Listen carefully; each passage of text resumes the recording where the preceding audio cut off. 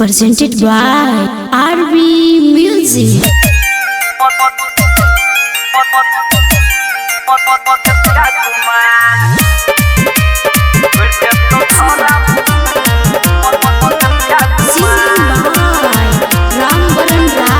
मैं लड़की हूँ बाबू बंगाली, टच करोगे दे दूंगी गले।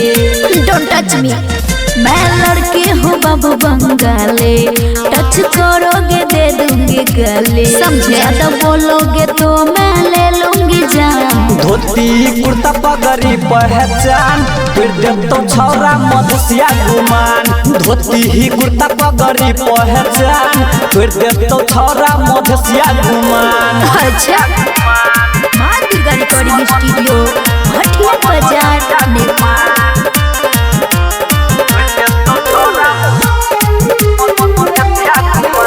चुप रहो ज्यादा तुम बोलो ना वैसे। छौरा उतर दे तो तोहर गैस सखी। क्या बोले?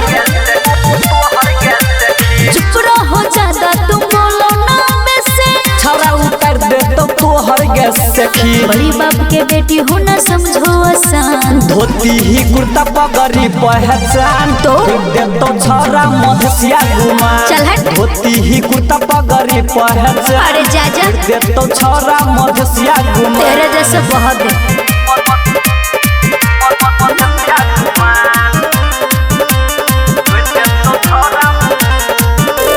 लगते हो पागल तुम जाहिल गंबर। बेसी जे बोलबे तो फिर देह बहुत डर। लगते हो पागल तुम जाहिल गंबर। ये ना जे बोलबे तो फिर देह बहुत डर। मारूंगी सैंडल फोड़ दूंगी मुंह कान। धोती ही कुर्ता पगड़ी पहचान, तो देव तो छौरा मधुसिया गुमान। चल जा। धोती ही कुर्ता पगड़ी पहचान, अरे फिर देव तो छौरा मधुसिया गुमान। मधेश है बच करे। चल है। माँ दुर्गा रिकॉर्डिंग स्टूडियो, भटिया बाजार, नेपाल।